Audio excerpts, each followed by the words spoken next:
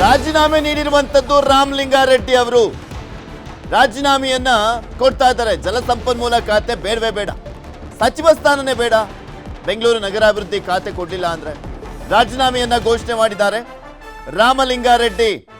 News 18ಗೆ ರಾಜೀನಾಮೆ ಪತ್ರ ಲಭ್ಯವಾಗಿದೆ. ಎಕ್ಸ್ಕ್ಲೂಸಿವ್ ಆದಂತ ಮಾಹಿತಿ ನಿಮ್ಮ ಮುಂದೆ ಇಡ್ತೀವಿ. ರಾಜೀನಾಮೆ ಪತ್ರ ಸಿಕ್ಕಿದೆ. ರಾಜೀನಾಮೆ ಪತ್ರಕ್ಕೆ ಸಹಿ ಹಾಕಿರುವಂತದ್ದು ರಾಮಲಿಂಗಾರೆಡ್ಡಿ ಅವರು. ರಾಜೀನಾಮೆ ಘೋಷಣೆ ಮಾಡಿದ್ದಾರೆ ರಾಮಲಿಂಗಾರೆಡ್ಡಿ.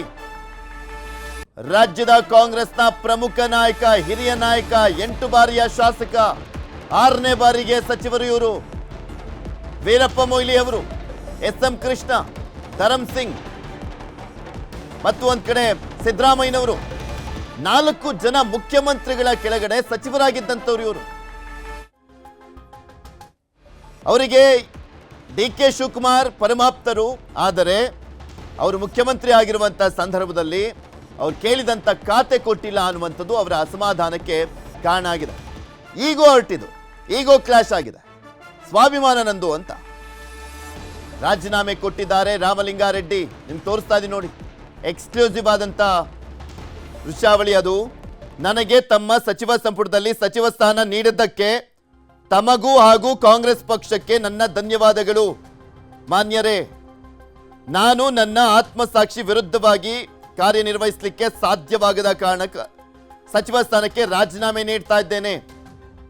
ರಾಜೀನಾಮೆ ಅಂಗೀಕಾರ ಆಗಲಿ ಅಂತ ಕೋರ್ಕೊಳ್ತೇನೆ. ನಾನು ಶಾಸಕನಾಗಿ ಇವತ್ತು ಮುಂದುವರಿತೇನೆ ಅಂತ ಹೇಳಿದ್ದಾರೆ. ನಾನು ಹಿಂದೆ ರಾಜಕೀಯಕ್ಕೆ ಬಂದಿದ್ದು 1973ರಲ್ಲಿ. ಆಗ ವಿದ್ಯಾರ್ಥಿ ನಾಯಕನಾಗಿ ಗೌರ್ಮೆಂಟ್ ಸೈನ್ಸ್ ಕಾಲೇಜಲ್ಲಿ ಎಲೆಕ್ಷನ್ನು ಗೆದ್ದೆ. ಆಗ NSV ಸೇರಿಕೊಂಡೆ. ಅಂದರೆ 73 ಅಂದರೆ 53 ವರ್ಷಗಳಿಂದ ಕಾಂಗ್ರೆಸ್ ಪಕ್ಷದಲ್ಲಿ NSVಯಲ್ಲಿ ಮತ್ತು ಯೂತ್ ಕಾಂಗ್ರೆಸ್ಸು ಮತ್ತು ಬ್ಲ್ಯಾಕ್ ಅಧ್ಯಕ್ಷನಾಗಿ ಕಾರ್ಯಾಧ್ಯಕ್ಷನವರೆಗೂ ಕೂಡ ಕೆಲಸ ಮಾಡಿದ್ದೀನಿ. ಇದು ಕಾಂಗ್ರೆಸ್ ಪಕ್ಷ ನನಗೆ ಸಾಕಷ್ಟು ಅವಕಾಶಗಳನ್ನು ಕೊಟ್ಟಿದೆ. 9 ಬಾರಿ ವಿಧಾನಸಭೆಗೆ ಸ್ಪರ್ಧೆ ಮಾಡಿದ್ದೆ. ಮೊದಲು 1985ರಲ್ಲಿ ನಾನು ಅಪ್ಲಿಕೇಶನ್ ಹಾಕಿದ್ದೆ. ಯಾರ ಮನೆಗೂ ಹೋಗಿ ನನಗೆ ಅಸೆಂಬ್ಲಿ ಸೀಟ್ ಕೊಡಿ ಅಂತ ಕೇಳಿರಲಿಲ್ಲ. ವೀರಪ್ಪಲಿಯವರೇ ಕರೆದು ಸೀಟು ನನಗೆ ಕೊಟ್ಟರು. ಆಗ ಸೋತೆ ನಾನು. ಆಮೇಲೆ 89ರಿಂದ ಸತತವಾಗಿ 8 ಬಾರಿ ಬೆಂಗಳೂರು ನಗರದಲ್ಲಿ ಶಾಸಕನಾಗಿ, ಜಯನಗರ ಮತ್ತು BTM ವಿಧಾನಸಭಾ ಕ್ಷೇತ್ರದಲ್ಲಿ ಶಾಸಕನಾಗಿ ಗೆದ್ದಿದ್ದೀನಿ. ಮೊದಲನೇ ಸಲ ವೀರಪ್ಪಯ್ಯವರ ಮಂತ್ರಿಮಂಡಲದಲ್ಲಿ ಸಚಿವನಾಗಿದ್ದೆ. ಆಮೇಲೆ SM ಕೃಷ್ಣ ಅವ್ರ ಕಾಲದಲ್ಲೂ ಸಚಿವನಾಗಿದ್ದೆ. ಧರ್ಮ್ ಸಿಂಗ್ ಅವ್ರ ಕಾಲದಲ್ಲೂ ಸಚಿವನಾಗಿದ್ದೆ. ಸಿದ್ದರಾಮಯ್ಯನವರ 2 ಅವಧಿಯಲ್ಲಿ ಸಚಿವನಾಗಿದ್ದೆ. ಎಲ್ಲ ಮುಖ್ಯಮಂತ್ರಿಗಳ ಹತ್ರ ಕೂಡ ನಾನು ಯಾವತ್ತೂ ಕೂಡ ನನಗೆ ಮಂತ್ರಿ ಮಾಡಿ ಅಥವಾ ಇಂಥ ಪೋರ್ಟ್ಫೋಲಿಯೋ ಕೊಡಿ ಅಂತ ಯಾವ ಮುಖ್ಯಮಂತ್ರಿಗಳನ್ನು ನಾನು ಕೇಳಿರಲಿಲ್ಲ. ಆಮೇಲೆ 2023ರಲ್ಲಿ ಮುಖ್ಯಮಂತ್ರಿಗಳು ಸಿದ್ದರಾಮಯ್ಯನವರಾದರು. ಆಗ ನಾನು ಅವ್ರನ್ನ ಹೋಗಿ ನಾನೇನು ಮಿನಿಸ್ಟ್ರು ಮಾಡಿ ಅಂತ ನಾನೇನು ಕೇಳಿರಲಿಲ್ಲ. ಅವರೇ ಕರೆದು ನನ್ನ ಮಿನಿಸ್ಟ್ರು ಮಾಡಿದ್ರು. ಆಮೇಲೆ 20ನೇ ತಾರೀಕು ಪ್ರಮಾಣ ವಚನ ಆಯಿತು. 23ನೇ ತಾರೀಕು ಸುರೇಶ್, ನಮ್ಮ ಬೈರ್ಕು ಸುರೇಶ್ ಈಗ ಮಂತ್ರಿಗಳಾಗಿದ್ದಾರೆ, ಅವರು ಫೋನ್ ಮಾಡಿ ಮುಖ್ಯಮಂತ್ರಿಗಳು ಮಾತಾಡಬೇಕಂತ ಬನ್ನಿ ಅಂದರು. ಕನ್ನಿಂಗ್ಹ್ಯಾಮ್ ರೋಡ್ಗೆ ಹೋದೆ. ಅಲ್ಲಿ ಮೇಲ್ಗಡೆ ಯಾರೋ ಇದ್ದರು, ಸೆಲ್ಲರಲ್ಲೇ ಪಾರ್ಕಿಂಗಲ್ಲಿ ನಾನು ಸುರೇಶು ಮಾತಾಡಿದ್ವಿ. ಏನು ಕರೆದಿದ್ದೇನು ಅಂತ ಕೇಳಿದೆ. ಅದಕ್ಕೆ ನಿಮಗೆ ಬೆಂಗಳೂರು ಪೋರ್ಟ್ಫೋಲಿಯೋ ಕೊಡ್ತೀನಿ ಅಂತ ಹೇಳಿದರು. ಅಷ್ಟೇ ತಾನೇ ಫೋನಲ್ಲಿ ಹೇಳಿದರೆ ಸಾಕಾಗಿತ್ತು, ಇದಕ್ಕೆ ಯಾಕೆ ಕರೆದ್ರಿ ಅಂತೇಳಿ ನಾನು ಸಿದ್ದರಾಮಯ್ಯ ಅವ್ರನ್ನ ಭೇಟಿನೂ ಮಾಡಲಿಲ್ಲ. ಅವರು ಬೆಂಗಳೂರು ಪೋರ್ಟ್ಫೋಲಿಯೋ ಕೊಡ್ತೀನಿ ನಾನು ಬಂದುಬಿಟ್ಟು, ನಾನೇನು ಕೇಳಿರಲಿಲ್ಲ ಪೋರ್ಟ್ಫೋಲಿಯೋ ಕೊಡಿ ಅಂತ. ನಾನು ಸಿದ್ದರಾಮಯ್ಯನವ್ರನ್ನೂ ಕೇಳಲಿಲ್ಲ, ಅವರೇ ವಾಲಂಟಿಯರ್ ಆಗಿ ಕೊಡ್ತೀನಿ ಅಂತ ಹೇಳಿದರು. ಆಮೇಲೆ 25ಕ್ಕೆ ಅನೌನ್ಸ್ ಆಯಿತು ಪೋರ್ಟ್ಫೋಲಿಯೋ. ನಾನೇ ಮತ್ತೆ ಟ್ರಾನ್ಸ್ಪೋರ್ಟ್ಗೆ ಹಾಕ್ಬಿಟ್ಟಿದ್ರು. ಆಮೇಲೆ ನಾನು ಫೋನ್ ಮಾಡಿದೆ, ಸುರೇಶಿಗೆ ಫೋನ್ ಮಾಡಿದೆ. ಅವರಿಬ್ಬರ ಜೊತೆಲೇ ಕಾರಲ್ಲಿ ಹೋಗ್ತಾಯಿದ್ರು. ಯಾಕೆ ಈಗ ಆಯಿತು ಅಂತ ಹೇಳಿದೆ. ಇದು ಬೇರೆ ಬೇರೆ ಕಾರಣಗಳಿಂದ ಇದು ಬದಲಾವಣೆ ಆಗೋಯಿತು ಅಂತ ಹೇಳಿದರು. ಆಮೇಲೆ ನಾನು 25ನೇ ತಾರೀಕು ಮಾತಾಡಿದ್ಮೇಲೆ ನಾನೇನು ಕೇಳಿರಲಿಲ್ಲ, ಏನು ಇಂಥ ಇಲಾಖೆ ಬೇಕು ಅಂತ ನಾನು ಕೇಳಿರಲಿಲ್ಲ. ಅವರೇ ಕರೆದು ಕೊಡ್ತೀನಿ ಅಂತ ಹೇಳಿದರು. ಆಮೇಲೆ ನಾನು ಬೇಡ, ನನ್ನ ಮಂತ್ರಿಮಂಡಲದಲ್ಲಿ ಇರೋದಿಲ್ಲ ಅಂತ ನಾನು ಹೇಳಿದೆ. ಆಮೇಲೆ ನಮ್ಮ ಈಗಿನ ಮುಖ್ಯಮಂತ್ರಿಗಳು ಯಾರು ನಮ್ಮ ಶಿವಕುಮಾರ್ ಅವರು ಮತ್ತು ಅವರ ಸಹೋದರ ಡಿ ಕೆ ಸುರೇಶು ಇವರೆಲ್ಲ ನಮ್ಮ ಮನೆಗೆ ಬಂದು 2.5 ವರ್ಷ ಆದಮೇಲೆ ನಾನೇ ಚೀಫ್ ಮಿನಿಸ್ಟರ್ ಆಗ್ತೀನಿ, ಆಗ ನಿನಗೆ ಈ ಪೋರ್ಟ್ಫೋಲಿಯೋ ಬಿಟ್ಕೊಡ್ತೀನಪ್ಪ ಅಂತ ನಾನು ಸಾಯಂಕಾಲ 4 ಗಂಟೆವರೆಗೂ ಇದ್ದರು ನಮ್ಮ ಮನೇಲಿ, ಅಲ್ವೇನಪ್ಪ? ಸಂಜೆ 4 ಗಂಟೆವರೆಗೂ ನಮ್ಮ ಮನೇಲಿ ಇದ್ದರು. ನೀವು ಮಾಧ್ಯಮದವರೆಲ್ಲ ಇದ್ದೀರಿ ಅವತ್ತು, ಎಲ್ಲ ನಮ್ಮ ಮನೆ ಮುಂದೆನೇ ಇದ್ದರು. ನಾನು ಆಯಿತು ಅಂತ ಸುಮ್ಮನೆ ಆದೆ. ಮತ್ತು ಮೊನ್ನೆ 25ರಲ್ಲಿ ಅವರು ಸಿ ಎಮ್ ಆಗಿ ಓದ್ ತಗೋಬೇಕು, ಅದರ ಹಿಂದಿನ ದಿನವೇ ನಾವು ಹೋಗಿದ್ವಿ. ನಾನು ಕೃಷ್ಣರಾಜ್ ಅವರು ಇಲ್ಲೇ ಇದ್ದಾರೆ, ಅವ್ರಿಗೆ MLC ಸೀಟ್ಗೆ ರೆಕಮೆಂಡೇಷನ್ ಮಾಡೋದಕ್ಕೆ ಹೋಗಿದ್ದೆ ಕೃಷ್ಣರಾಜ್ ಅವರಿಗೆ. ಆಮೇಲೆ ಕೃಷ್ಣರಾಜ್ ಅವರು ಅವ್ರ ವಿಚಾರ ಮುಗಿದ ಮೇಲೆ ನಾವಿಬ್ಬರೇ ಪರ್ಸ್ನಲ್ಲಾಗಿ ಕೂತಿದ್ದಾಗ ನಾನೇನು ಇವ್ರನ್ನೂ ಯಾರು ಶಿವಕುಮಾರ್ ಅವ್ರನ್ನೂ ಕೂಡ ನಾನು ಮಂತ್ರಿ ಮಾಡ್ಕೊಳ್ಳಿ ಅಂತ ಕೇಳಲಿಲ್ಲ, ಅಥವಾ ಸಿದ್ದರಾಮಯ್ಯನವ್ರ ಹತ್ರ ಹೋಗಿ ನಾನು ಮಂತ್ರಿ ಮಾಡಲಿ ಸೇರಿಸಿ ಅಂತ ಹೇಳಲಿಲ್ಲ, ಅಥವಾ ಹೈಕಮಾಂಡ್ಗೆ ಹೋಗಿ ನನ್ನ ಮಂತ್ರಿ ಮಾಡಿ ಅಂತ ನಾನೇನು ಕೇಳಿರಲಿಲ್ಲ. ಮಾಡಿದ್ದಾರೆ, ಸಂತೋಷ. ಮತ್ತು ಅವತ್ತೇ ಶಿವಕುಮಾರ್ ಬೆಂಗಳೂರು ಪೋರ್ಟ್ಫೋಲಿಯೋ ನಿನಗೆ ಕೊಡ್ತೀನಪ್ಪ ಅಂತ ಹೇಳಿದರು. ಆಯಿತು ಅಂತ ಬಂದೆ. ನಾನು ಅದನ್ನು ಕೇಳಿರಲಿಲ್ಲ, ಅವ್ರಿಗೆ ಅದನ್ನು ಕೇಳಲಿಲ್ಲ, ಅವರೇ ವಾಲಂಟಿಯರಾಗಿ ಹೇಳಿದರು. ಆಮೇಲೆ ನೋಡಿದ್ರೆ ಈಗ ಜನಸಂಪನ್ಮೂಲ ಕೊಟ್ಟಿದ್ದಾರೆ. ನಾನು 2 ಬಾರಿ ಕೂಡ ಅವರೇ ಕರೆದು ಕೊಡ್ತೀವಿ ಅಂತೇಳಿ ಆಮೇಲೆ ಬೇರೆಯವ್ರಿಗೆ ಆಯಿತು. ಅದಕ್ಕೆ ನನಗೆ ಬೇಸರ ಆಗಿ ಈಗ ಆತ್ಮಸಾಕ್ಷಿ ವಿರುದ್ಧವಾಗಿ ಕೆಲಸ ಮಾಡೋಕ್ಕಾಗ್ತಿಲ್ಲ ಅಂಥೇಳಿ ಇವತ್ತು ನಾನು ರಾಜೀನಾಮೆ ಕೊಡ್ತಾಯಿದ್ದೀನಿ ಅಷ್ಟೇ. ಆಮೇಲೆ ಕಾಂಗ್ರೆಸ್ ಪಕ್ಷದಲ್ಲೇ ಇರ್ತೀನಿ, ಕಾಂಗ್ರೆಸ್ ಶಾಸಕನಾಗಿ ಮುಂದುವರಿತೀನಿ, ಅದರಲ್ಲೇನು ಎರಡನೇ ಮಾತಿಲ್ಲ. ಹೈಕಮಾಂಡಿಂದ ನಿಮಗೆ ಮಾತುಕತೆ ಮಾಡುವಂತ ಸಾಧ್ಯತೆಗಳಿದೆ? ಯಾರು ನನ್ನ ಹತ್ರ ಮಾತಾಡಿಲ್ಲ. ನಾನು ಆಗಲೇ ಹೇಳಿದಲ್ಲ, ಏನು ಮಾತಾಡೋದಿಲ್ಲ, ಇಷ್ಟೇ. ಇಲ್ಲ, ನೀವು ಅದನ್ನು ಟ್ರಾನ್ಸ್ಲೇಟ್ ಮಾಡ್ಕೊಳ್ಳಿ. ಮನವೊಲಿಸುವಂತ ಪ್ರಯತ್ನ ಆದರೆ ಏನು ಮಾತಾಡಲ್ಲ. ಶಾಸಕರಾಗಿರ್ತೀನಿ, ಕಾಂಗ್ರೆಸ್ ಪಕ್ಷದಲ್ಲೇ ಇರ್ತೀನಿ.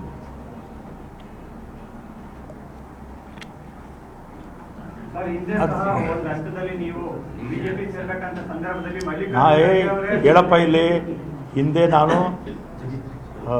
ಶಾಸಕನಾಗಿ ರಾಜೀನಾಮೆ ಕೊಟ್ಟಿದ್ದೆ, ಕಾಂಗ್ರೆಸ್ ಪಕ್ಷಕ್ಕೆ ಯಾವತ್ತೂ ರಾಜೀನಾಮೆ ಕೊಟ್ಟಿರಲಿಲ್ಲ.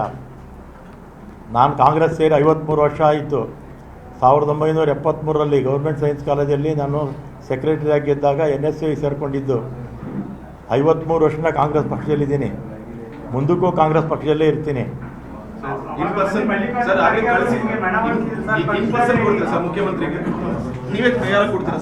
ನಾನು ಕೈಯಲ್ಲಿ ಹೋಗಿ ಕೊಡೋಕ್ಕೆ ನನಗೆ ಇಷ್ಟ ಇಲ್ಲ.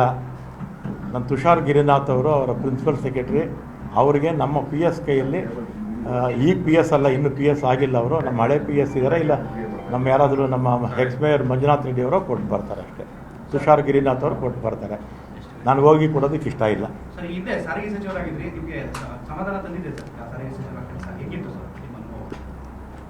ಅದೆಲ್ಲ ಏನು ಮಾತಾಡಲ್ಲ ಈಗ, ಇವತ್ತು ಇಷ್ಟೇ.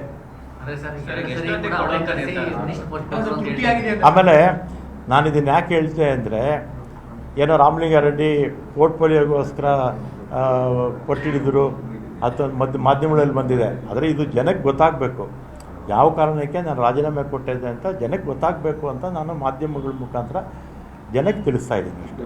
ನನಗೆ ಯಾರ ಮೇಲೂ ಕೋಪ ಇಲ್ಲ, ಸಿದ್ದರಾಮಯ್ಯವ್ರ ಮೇಲೂ ಕೋಪ ಇಲ್ಲ, ಶಿವಕುಮಾರ್ ಮೇಲೂ ಕೋಪ ಇಲ್ಲ, ಖರ್ಗೆ ಅವ್ರ ಮೇಲೂ ಕೋಪ ಇಲ್ಲವೇ ಇಲ್ಲ, ಹೈಕಮಾಂಡ್ ಮೇಲೂ ಕೋಪ ಇಲ್ಲ.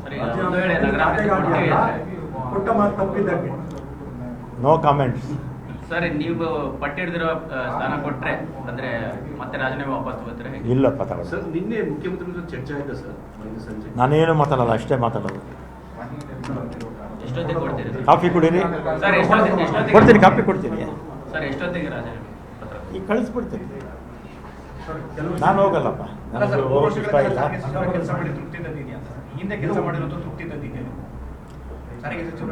ನಾನು ಸಾರಿಗೆ ಅಲ್ಲ, ನಾನು ಫಸ್ಟು ವೀರಪ್ಪಲ್ಲಿ ಅವರ ಇದರಲ್ಲಿ minister of state for finance ಆಗಿದ್ದೆ, 4 ಇಲಾಖೆ ಕೊಟ್ಟಿದ್ದರು ಅದರಲ್ಲಿ. ಆಮೇಲೆ APMC ಮಿನಿಸ್ಟರ್ ಆಗಿದ್ದೆ, ಆಮೇಲೆ large and medium scale industries minister ಆಗಿದ್ದೆ, ಫುಡ್ ಆ್ಯಂಡ್ ಸಿವಿಲ್ ಸಪ್ಲೈಸ್ ಆಗಿದ್ದೆ, ಬೆಂಗಳೂರು ಡೆವಲಪ್ಮೆಂಟು. ನಾನು 37 ವರ್ಷ ಶಾಸಕನಾಗಿ ಬೆಂಗಳೂರಲ್ಲಿದ್ದೀನಿ. SM ಕೃಷ್ಣ ಅವರು ಒಂದೇ ಒಂದ್ಸಲಿ ಮಾತ್ರ ಕೊನೆಯ ವರ್ಷ ನನಗೆ ಬೆಂಗಳೂರು ಡೆವಲಪ್ಮೆಂಟ್ ಕೊಟ್ಟಿದ್ದರು. ಆಮೇಲೆ ಎಜುಕೇಷನ್ ಮಿನಿಸ್ಟರ್ ಆಗಿದ್ದೆ, ಅದಾದಮೇಲೆ ಇದಾಗಿದೆ ಯಾವುದು ಟ್ರಾನ್ಸ್ಪೋರ್ಟು, ಹೋಮ್ ಆಗಿದ್ದೆ, ಮತ್ತು ಟ್ರಾನ್ಸ್ಪೋರ್ಟು, ಮತ್ತು ಮುಜರಾಯಿ ಎಲ್ಲ ಇಲಾಖೆಗಳಲ್ಲೂ ನಾನು ಚೆನ್ನಾಗಿ ಕೆಲಸ ಮಾಡಿದ್ದೀನಿ. ನನಗಂತೂ ಸಮಾಧಾನ ಇದೆ. ನಮ್ಮ ಡಿಪಾರ್ಟ್ಮೆಂಟ್ಗಳಲ್ಲೂ ಕೂಡ ನಾನು ಯಾವ್ಯಾವ ಡಿಪಾರ್ಟ್ಮೆಂಟಲ್ಲಿ ಕೆಲಸ ಮಾಡಿದ್ದೀನಿ ಅಲ್ಲಿರ್ತಕ್ಕಂಥ ಎಲ್ಲ ಅಧಿಕಾರಿ ವರ್ಗದವರು ಸಿಬ್ಬಂದಿಯವರು ಅವ್ರಿಗೂ ಕೂಡ ಸಮಾಧಾನ. ಸರ್, ಈಗ ರಾಜೀನಾಮೆ ಮಾಡದೆ ಮನವೊಲಿಸಿದ್ರೆ ಅಥವಾ ಖಾತೆ ಕೊಟ್ಟರೆ ಏನು ಮಾಡ್ತೀವಿ? ಏನು ಮಾತಾಡಲ್ಲ. ಈಗ ಆತ್ಮಸಾಕ್ಷಿಗೆ ಈಗ ಹ್ಯುಮಿಲಿಯೇಷನ್ ಅಲ್ವಾ, ಎಷ್ಟು ಅಂತ ಇದು ಮಾಡೋಕ್ಕಾಗುತ್ತೆ? ಹ್ಯುಮಿಲಿಯೇಷನ್ ಯಾಕೆ ರಾಮಲಿಂಗ ರೆಡ್ಡಿ ಅವರಿಗೆ ಈ ರೀತಿ ಮೋಸ ಆಯ್ತು ಸರ್? ಈ ನೀವೇ ಸರಿ, ಈಗ ನೀವೇನು ಹೇಳ್ಬೇಕು, ನಾನೇನು ಮಾಡಬೇಕಾಗಿತ್ತು ಹೇಳಿ? ನೀವು ಮಾಧ್ಯಮದವ್ರಿಗೆ ಸರ್, ಈಗ ನಿನ್ನೆ ಈ ಬಗ್ಗೆ ಮಾತಾಡೋದು ಈಗ ಆಯ್ತಾ ಇಲ್ಲ? ನಾನು ನಿಮ್ಮ ಮಾಧ್ಯಮದವ್ರಿಗೆ ಒಂದು ಪ್ರಶ್ನೆ ಹಾಕ್ತೀನಿ, ನಾನೇನು ಮಾಡಬೇಕಾಗಿತ್ತು ನೀವು ಹೇಳಿ. ನೀವು ಹೇಳಿ. ಈಗ ನಾನೇ ನಿಮ್ಗೊಂದು ಪ್ರಶ್ನೆ ಹೇಳ್ತೀನಿ, ನಾನೇನು ಮಾಡಬೇಕಾಗಿತ್ತು ನೀವು ಹೇಳಿ. ಪಕ್ಷದ ವರಿಷ್ಠರು ಮತ್ತೆ ಖಾತೆ ಬಗ್ಗೆ ನಾನೇನು ಮಾಡಬೇಕಾಗಿತ್ತು ನೀವು ಹೇಳಿ. ಅಲ್ಲ, ನೀವು ಡೆಲ್ಲಿಗೆ ಹೋಗ್ಲಿರದೇ ಆಯ್ತಾ? ಯಾವತ್ತೂ ಹೋಗಿಲ್ಲ ಡೆಲ್ಲಿ? ನಾನು ಯಾವತ್ತೂ ಹೋಗಿಲ್ಲ. ಇವತ್ತು ಈ ಸಲ ಅಸೆಂಬ್ಲಿ ಟಿಕೆಟ್ 85ರಲ್ಲಿ ಫಸ್ಟ್ ನಾನು ಅಸೆಂಬ್ಲಿ ನಿಂತಿದ್ದು. ಆವತ್ತು ಕೂಡ ನಾನು ಸೀಟ್ ಕೊಡಿ ಅಂತ ನಾನು ಕೇಳಲಿಲ್ಲ. ನಾನು ಕಾರ್ಪೊರೇಟರ್ ಆಗಿದ್ದೆ, ನಮ್ಮ ತಂದೆನೇ ಬ್ಲಾಕ್ ಪ್ರೆಸಿಡೆಂಟ್ ಆಗಿದ್ದರು. ಆವತ್ತು ಕೂಡ ವೀರಪ್ಪ ಮೊಯ್ಲಿಯವರು ಫೋನ್ ಮಾಡಿ ಕರೆಸ್ಕೊಂಡು ನಾನು ಟಿಕೆಟ್ ಕೊಟ್ಟೆ. ಹಾಂ, ಕೊಟ್ಟೆ. ಲೆಟರ್ ತೊಗೊಂಬನ್ರಪ್ಪ, ಕೊಡಿ, ಅವ್ರಿಗೆಲ್ಲ ಕಾಪಿ ಕೊಟ್ಟು.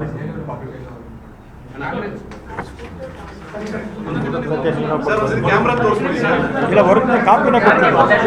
ಅದು original ಅಲ್ಲ sir, Ramalinga Reddy sir original ಒಂದು ಫೋಟೋ ತಗೊಂಡ್ಬಿಟ್ಟು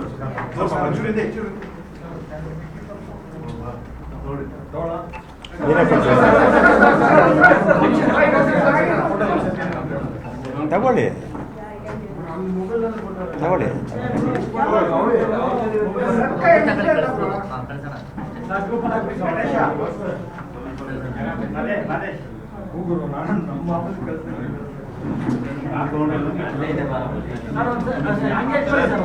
ಓಕೆ ಇಂಗ್ಲಿಷ್ ಸರ್, ಒಂದು ಸೆಕೆಂಡ್ ಹಾಗೆ ಹೇಳ್ಕೊಂಬಿಡಿ ಸರ್, ಪ್ಲೀಸ್ ಸರ್. ಹಂಗೆ ಹೇಳ್ಕೊಳ್ಳಿ.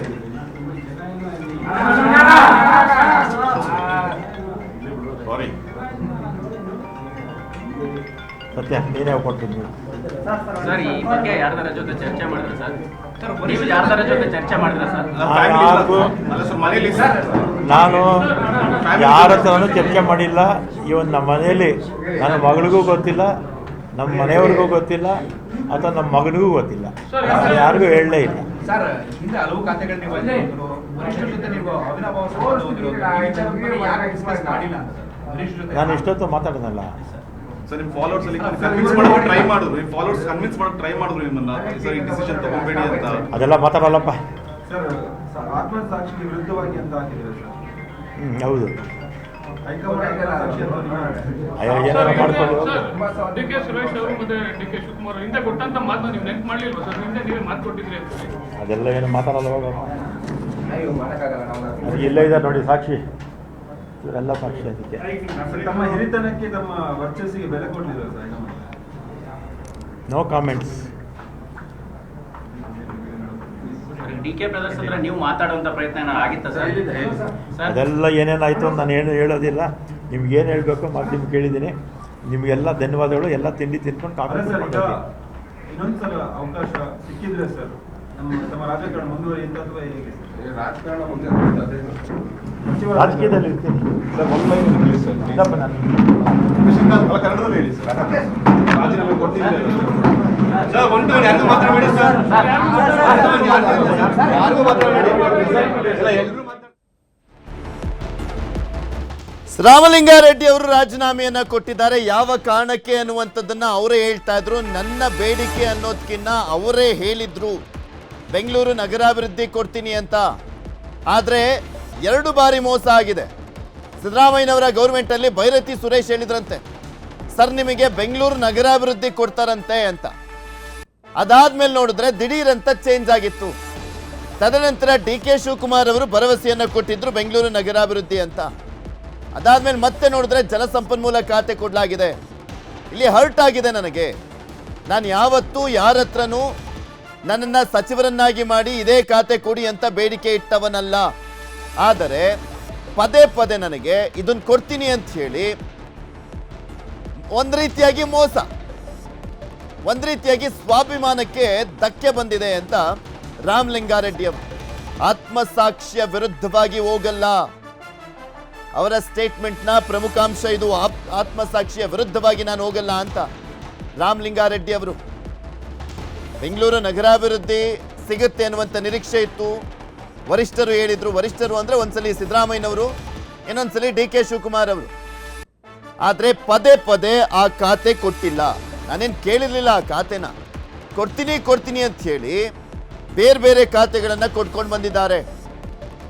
ಇದು ನನಗೆ ಹರ್ಟ್ ಆಗಿರೋದು ಅಂತ ರಾಮಲಿಂಗಾರೆಡ್ಡಿ ಅವರು 8 ಬಾರಿ ಶಾಸಕರು, 6 ಬಾರಿ ಸಚಿವರು, 53 ವರ್ಷದಿಂದ ಕಾಂಗ್ರೆಸ್ನಲ್ಲಿದ್ದಾರೆ. ಯಾವತ್ತೂ ಯಾವ ಸ್ಥಾನಕ್ಕೂ ಬೇಡಿಕೆ ಇಟ್ಟವನಲ್ಲ ನಾನು ಅಂತ ರಾಮಲಿಂಗಾರೆಡ್ಡಿ ಅವರು ಹೇಳ್ತಾ ಇದ್ದಾರೆ. ಅದು ಹೌದು ಕೂಡ. ಯಾಕೆಂದರೆ ಅವರ ಸೇವೆಯನ್ನು ಪರಿಗಣಿಸಿ, ಅವರ ಒಂದು ಪ್ರಭಾವವನ್ನು ಪರಿಗಣಿಸಿನೇ ಇಷ್ಟು ದಿನನೂ ಕೂಡ ಅವರಿಗೆ ಸಚಿವ ಸ್ಥಾನ ಸಿಗ್ತಾ ಇದ್ದಿತ್ತು. ಅವರು ಫಸ್ಟ್ ಟರ್ಮ್ MLA ಇಂದಲೂ ಕೂಡ ಸಚಿವರು. ಫಸ್ಟ್ ಟರ್ಮ್ MLA 89ನಲ್ಲಿ ವೀರಪ್ಪ ಮೊಯ್ಲಿ ಅವರು ಮುಖ್ಯಮಂತ್ರಿಗಳಾದಾಗ ಇವರಿಗೆ ಸಚಿವ ಸ್ಥಾನ ಕೊಡಲಾಗಿತ್ತು. ವೀರಪ್ಪ ಮೊಯ್ಲಿ ಮುಖ್ಯಮಂತ್ರಿ ಆಗಿದ್ರು. ಅದಾದ್ಮೇಲೆ ಕಾಂಗ್ರೆಸ್ನಿಂದ ಮುಖ್ಯಮಂತ್ರಿ ಆದಂಥವರು SM ಕೃಷ್ಣ ಅವರು. ಅವರ ಸಂದರ್ಭದಲ್ಲೂ ಕೂಡ ಇವರಿಗೆ ಸಚಿವ ಸ್ಥಾನ ಸಿಕ್ಕಿತ್ತು. SM ಕೃಷ್ಣ ಅವರ ಅವಧಿಯಲ್ಲಿ ಕಳೆದ ಅಂದರೆ ಲಾಸ್ಟ್ 1 ಇಯರ್ ಇದೆ ಅನ್ನುವಂಥ ಸಂದರ್ಭದಲ್ಲಿ ಬೆಂಗಳೂರು ಡೆವಲಪ್ಮೆಂಟ್, ಬೆಂಗಳೂರು ನಗರಾಭಿವೃದ್ಧಿ ಖಾತೆ ಕೊಡಲಾಗಿತ್ತು. ನಾನೇನು ಇವ್ರನ್ನೂ ಯಾರು ಶಿವಕುಮಾರ್ ಅವ್ರನ್ನೂ ಕೂಡ ನಾನು ಮಂತ್ರಿ ಮಾಡ್ಕೊಳ್ಳಿ ಅಂತ ಕೇಳಲಿಲ್ಲ, ಅಥವಾ ಸಿದ್ದರಾಮಯ್ಯನವ್ರ ಹತ್ರ ಹೋಗಿ ನಾನು ಮಂತ್ರಿ ಮಾಡಲಿ ಸೇರಿಸಿ ಅಂತ ಹೇಳಲಿಲ್ಲ, ಅಥವಾ ಹೈಕಮಾಂಡ್ಗೆ ಹೋಗಿ ನನ್ನ ಮಂತ್ರಿ ಮಾಡಿ ಅಂತ ನಾನೇನು ಕೇಳಿರಲಿಲ್ಲ. ಮಾಡಿದ್ದಾರೆ, ಸಂತೋಷ. ಮತ್ತು ಅವತ್ತೇ ಶಿವಕುಮಾರ್ ಬೆಂಗಳೂರು ಪೋರ್ಟ್ಫೋಲಿಯೋ ನಿನಗೆ ಕೊಡ್ತೀನಪ್ಪ ಅಂತ ಹೇಳಿದರು.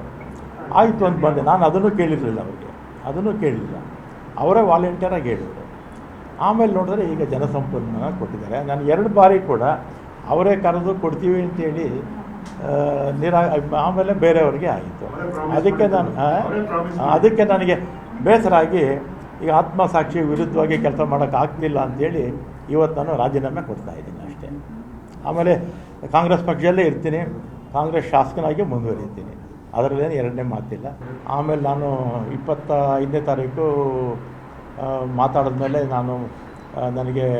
ನಾನೇನು ಕೇಳಿರಲಿಲ್ಲ, ಏನು ಇಂಥ ಇಲಾಖೆ ಬೇಕು ಅಂತ ನಾನು ಕೇಳಿರಲಿಲ್ಲ. ಅವರೇ ಕರೆದು ಕೊಡ್ತೀನಿ ಅಂತ ಹೇಳಿದರು.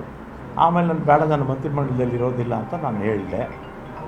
ಆಮೇಲೆ ನಮ್ಮ ಈಗಿನ ಮುಖ್ಯಮಂತ್ರಿಗಳು ಯಾರು, ನಮ್ಮ ಶಿವಕುಮಾರ್ ಅವರು ಮತ್ತು ಅವರ ಸಹೋದರ DK ಸುರೇಶು, ಇವರೆಲ್ಲ ನಮ್ಮ ಮನೆಗೆ ಬಂದು 2.5 ವರ್ಷ ಆದಮೇಲೆ ನಾನೇ ಚೀಫ್ ಮಿನಿಸ್ಟರ್ ಆಗ್ತೀನಿ, ಆಗ ನಿನಗೆ ಈ ಪೋರ್ಟ್ಫೋಲಿಯೋ ಬಿಟ್ಕೊಡ್ತೀನಪ್ಪ ಅಂತ. ನಾನು ಸಾಯಂಕಾಲ 4 ಗಂಟೆವರೆಗೂ ಇದ್ದರು ನಮ್ಮ ಮನೇಲಿ, ಅಲ್ವೇನಪ್ಪ? ಸಂಜೆ 4 ಗಂಟೆವರೆಗೂ ನಮ್ಮ ಮನೇಲಿ ಇದ್ದರು. ನೀವು ಮಾಧ್ಯಮದವರೆಲ್ಲ ಇದ್ದೀರಿ, ಅವತ್ತು ಎಲ್ಲ ನಮ್ಮ ಮನೆ ಮುಂದೆನೇ ಇದ್ದರು. ನಾನು ಆಯಿತು ಅಂತ ರಾಮಲಿಂಗಾರೆಡ್ಡಿ ಅವರ ರಾಜೀನಾಮೆಯಲ್ಲಿ ಸ್ಪಷ್ಟವಾಗಿ ಉಲ್ಲೇಖ ಮಾಡಿದ್ದಾರೆ. ಅವರು ನನ್ನ ರಾಜೀನಾಮೆ ಅಂಗೀಕರಿಸಬೇಕು, ನಾನು ನನ್ನ ಆತ್ಮಸಾಕ್ಷಿ ವಿರುದ್ಧವಾಗಿ ಕಾರ್ಯನಿರ್ವಹಿಸಲಿಕ್ಕೆ ಸಾಧ್ಯವಾಗ್ತಾ ಇಲ್ಲ. ಆತ್ಮಸಾಕ್ಷಿಯ ವಿರುದ್ಧವಾಗಿ ಆತ್ಮಸಾಕ್ಷಿಯ ಅಸ್ತ್ರವನ್ನ ಪ್ರಯೋಗ ಮಾಡಿದ್ದಾರೆ ಇಲ್ಲಿ. ನಾನೇನು ಇದೇ ಬೇಕು ಅದೇ ಬೇಕು ಅಂತ ಪಟ್ಟು ಹಿಡ್ದವನಲ್ಲ, ಆದರೆ ಪದೇ ಪದೇ ಹೇಳಿ ನನಗೆ ಅನ್ಯಾಯ ಆದಂತಾಗಿದೆ ಅಂತ ಪದೇ ಪದೇ ಈ ಖಾತೆ ಕೊಡ್ತೀನಿ ಅಂತ ಹೇಳಿ ಅವರೇ ಕರೆದು ಈ ಖಾತೆ ಕೊಡ್ತೀನಿ ಅಂತ ಹೇಳಿ ಅದೊಂಥರ ಅನ್ಯಾಯ ಮಾಡ್ದಂತಾಗಿದೆ ಅಂತ ಪರೋಕ್ಷವಾಗಿ ಹೇಳಿದವರು.